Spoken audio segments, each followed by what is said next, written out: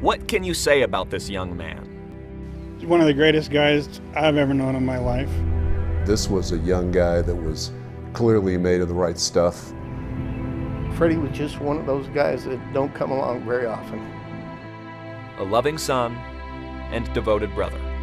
I said, Freddie's the brother that most kids across the world prayed for every night, and I was lucky enough to have. Sammy didn't have him long enough. Though Freddie was full of grace in the face of tragedy, no miracle would save his life. He was just such an exceptional person that when something like this happens to somebody like that, you just go, why? It has now been 50 years since Freddie Steinmark died of cancer at the age of 22. But even now, I mean, we're talking 50 years later, and I still am emotional about Freddie.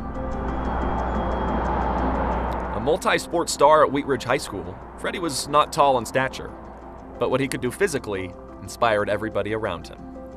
Usually the littlest guy on every football team he played on, and I played on a lot of them with him, but he always played bigger than he was, and he made everybody else play bigger than they were. I think in all of Freddie's years of playing, he only competed in 7 losing games his whole life. When our team won the championship, we never could beat Lakewood. We just never could. And the year that we did, it just, all of a sudden, Wheat Ridge became a different community.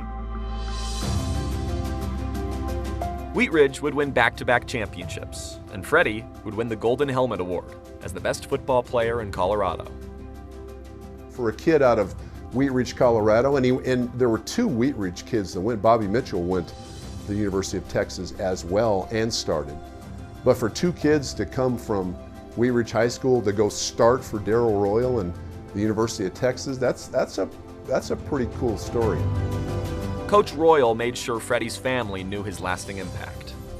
He called me in his office and said, "You'll never realize what Freddie meant to this football program and to this staff and team and this university." He said he raised the bar for all of us. His playing days ended in 1969's Game of the Century, 1 versus 2, Texas versus Arkansas. Despite a painful leg, he helped the Longhorns win. And while Texas would go on to win a national title, it was the last game for Steinmark, who would only days later be diagnosed with osteosarcoma. That pain in his leg was a large bone tumor. I understood how sick he was, especially when they took his leg. Arguably one of the most important Longhorns that's ever played. They remember him very well. They remember how courageous he was. We've got a guy that we love a lot. Freddie, here it is for you. It was one of those moments that doesn't happen very often, and it was unbelievable to be a part of it. I just thank God every day I had him to go through all that with him. Freddie kept his faith and his spirit. When you learn to take the gifts God's given you, develop them to the utmost, to help other people,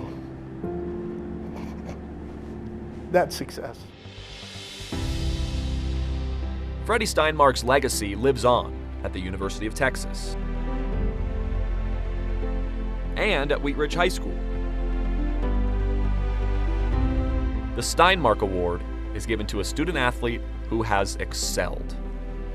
You know, I remember the Steinmark Award ceremony. It was in the theater room at Wheat Ridge High School, and his entire family was there. And it was humbling, right? Because that was, that would have been like, 3 or 4 years later. So Freddie's memory was still really, really fresh.